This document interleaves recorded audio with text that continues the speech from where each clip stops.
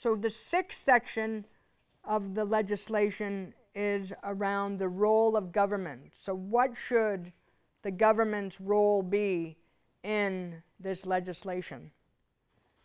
And the panel said that they thought that government should take the lead, that we should be the role model for how we provide access to people, and people with disabilities in particular. And this includes municipal governments. So when Melba's talking about 311, that's a municipal government. HRM here in the city has that service. So any programs that are offered across the province by municipalities, they would be governed by this legislation as well. So again, when you think about what should the role of government be, do you agree? Should the role of government be to be the role model, or do you think it should be somebody else? So you could answer that question and send us in your comments on that section. So are there any comments about the role of government?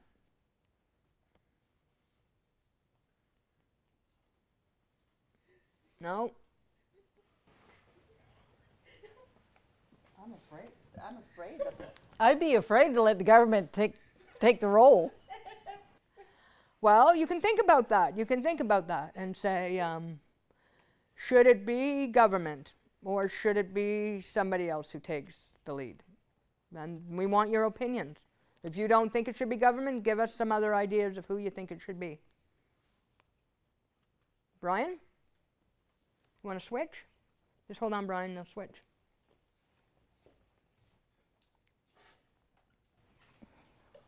There's already double standards, like in Nova Scotia or the cities. Maybe I'm confused as to what standards is better than the other, and I'm not clear on that. Like, for example, the building code, Nova Scotia building code, you know, in regards to access, it says that Halifax does not necessarily have to follow that. So, you know, which one do I follow, and which one, where do I go to make a complaint? So it's confusing. Yeah. Well, so you might say that, you know, you want the rules to be very clear about who's responsible for what, and that needs to be communicated clearly to the public, including deaf people, about where do I go to complain about things. If customer service standards were accessible across the board for everybody, then you would be able to perhaps text. You'd be able to use your, if you're still using TTYs, you'd be able to use your TTY, whatever it is. You have an opportunity here to tell us what you think should be included in the legislation. Okay? Do you guys have a question or concern? You good? I do have a concern. TTY is obsolete. Yeah. I mean, it doesn't exist anymore. People are using emails or texting, video phones even, you know, like video relay services or whatever is the best. So, you know, like to type in TTY is just, it's a slow process. Yeah. You know, trying to get a hold of the 711, the operator or whatever, you know, like the thing that people are using today are texting, they're using Facebook, and they're using video relay services. Yeah. So again, TTY, very obsolete. So that's the kind of feedback you could give us. Say that you want the most up-to-date technology to be used and to be accepted by everyone, right? Jim had his hand up, and then we'll be here to you, okay? Jim?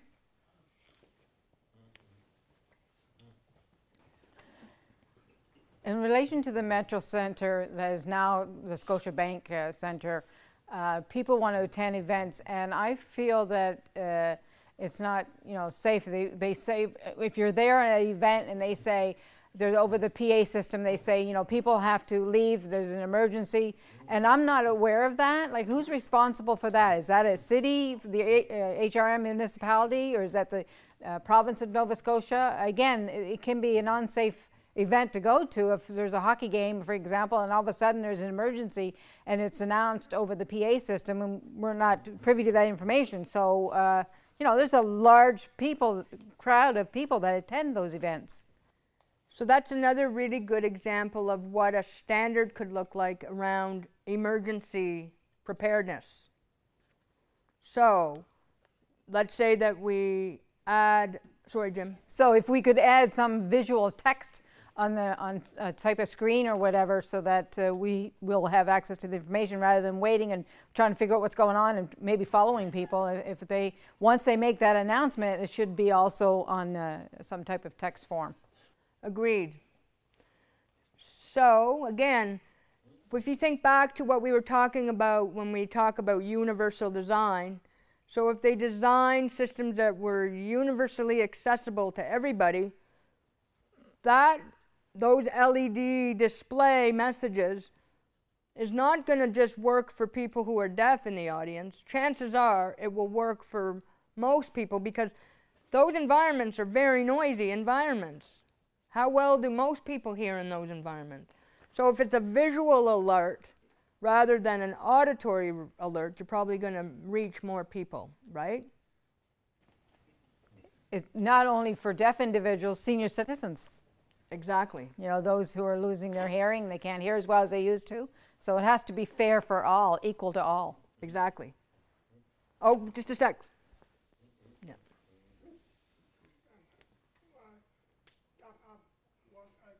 There are occasions that I watch a program on television, like for example, Channel TV, Eastlink, HRM meetings, and it may be held on Tuesday evenings.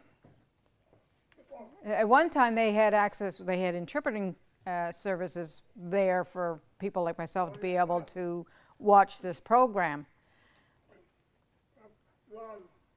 The program probably would last 2 or 3 hours, and while I was watching the program I thought it was great because there was interpreters, and now there are no interpreters in place, and you know, people who are not deaf have access to the information, but what about someone like myself where there are, you know, like they used to have interpreters there and no longer no interpreters there, and I'm not getting anywhere with this. I don't understand what the program is about. I don't understand what they're discussing. So I get frustrated, I turned it off. Because I love watching the HRM meetings, you know, like if they're referring to the HRM, you know, what's going on in the community, and people who live outside the city, you know, who have, you know, not able to attend those meetings but would either watch it on TV, and no interpreters. I think it's disgusting.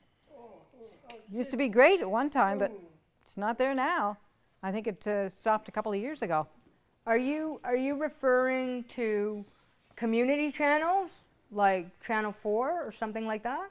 Or are you talking Channel 10. Channel 10. Channel 10. Okay, yeah.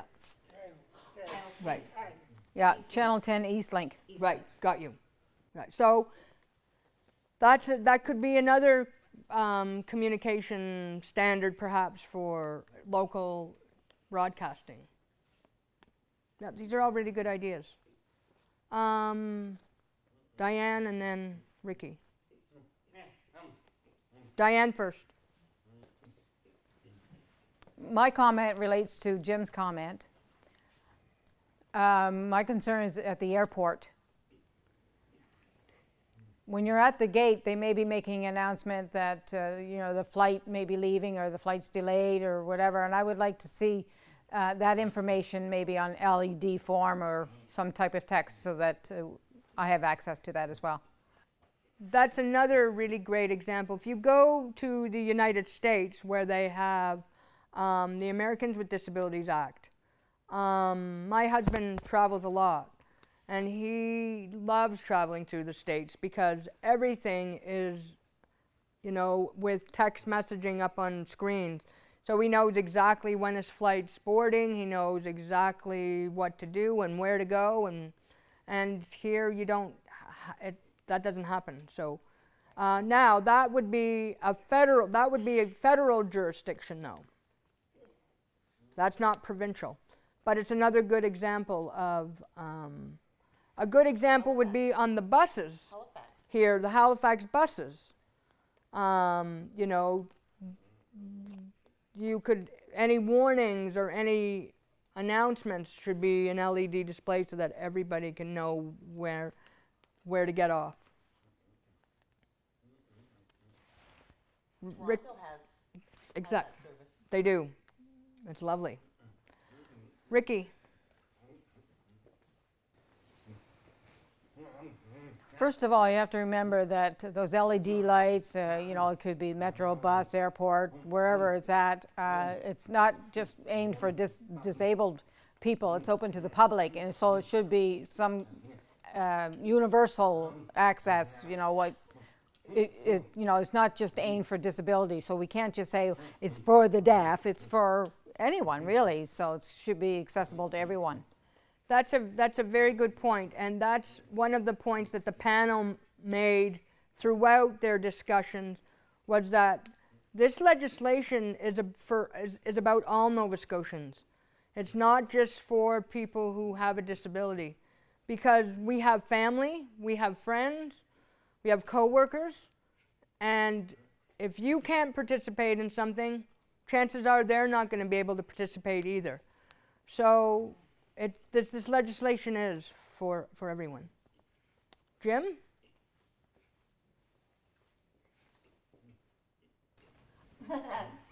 Getting access to something that you enjoy attending, like for example the tattoo.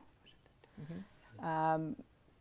They have different performances, different countries from different places they come and they perform, and I'd like to know where they're from, what country they're from, and you know what the performance will be. Again, this is auditory, and you know, I would like to know who's going to be, you know, performing next, and I always have to ask my friend, you know, and that can be a pain in the butt trying to ask your friend in that. So if that could be just a simple little thing, another LED light or something that's showing who's performing next, where they're from, that would be very helpful. Yep. It's another really good example.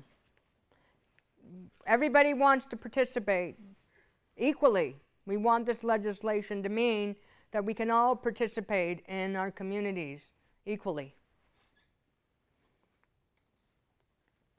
Yes? Similar idea with the transit buses, for example. It may be that it's not accessible for those who are in the wheelchair, and then they have to transfer, and you have to go to again, you have to ask the bus driver, like, where are we going to? Where's the next stop? So if they have some LED information as well, you know, they need to be able to communicate with people that are on the transit bus. Exactly, exactly.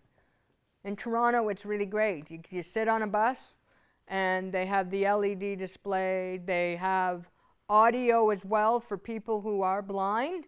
So there is an auditory program that will say, we're now at... What about the deaf? Well, but they do. They have the LED display. So it does come up in visual so that you know exactly where you are. But but they do it auditorily as well for people who are blind. So it's really well done. Any other? Alan. Alan first. Yes, Alan Williams.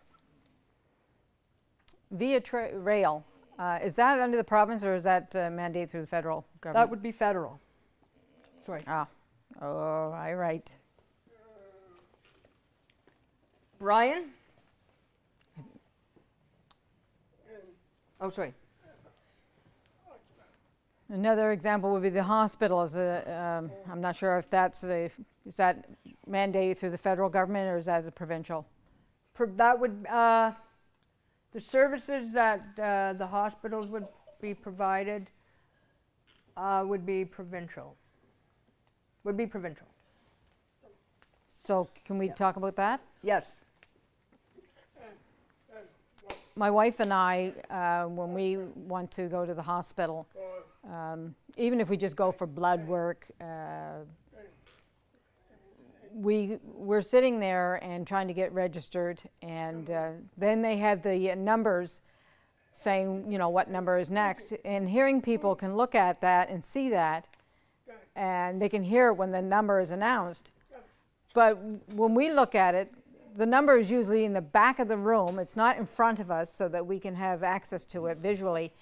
It may be in the back of the room, and the hearing people hear it, and we have to keep looking back to the back of the room, cranking our necks to have a look at it. So I think it should be in place visually in the front of the room so that we can see it a lot easier and know that when our number is called, rather than having it at the back of the room. It just doesn't make sense to have it in the back of the room, because everybody's facing forward, and you have the rows of chairs, you know, ahead of you, and yet the number is in it's in the back of the room.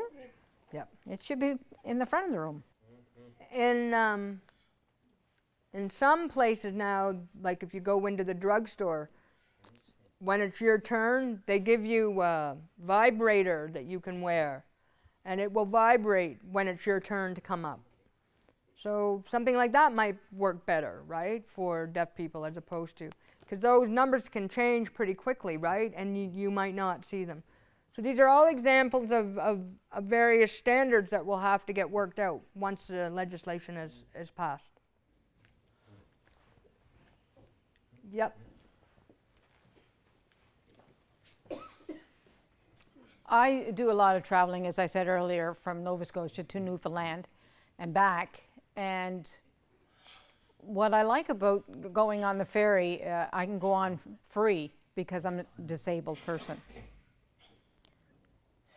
If there were two of us who are deaf, then we will both have to pay. But if my partner or my significant other, if one is deaf, the other one's hearing, then I don't have to pay. So I don't think it's fair when we're both there who are deaf, one has to pay and the other doesn't. I mean, as a deaf person who's disabled, classified as being disabled, and my partner is traveling with me, they have to pay and I get it for free. I don't think that's equal. It should be that they don't have to pay, shouldn't have to pay as well. It just doesn't make sense to me. If we're, and if we're both deaf traveling, we both should not have to pay. The ferry do not have any, emergency access. They don't have any captioning on, closed captioning on any of the information that's going on the ferry. It's not accessible. Yep, that's another example. Just briefly with the I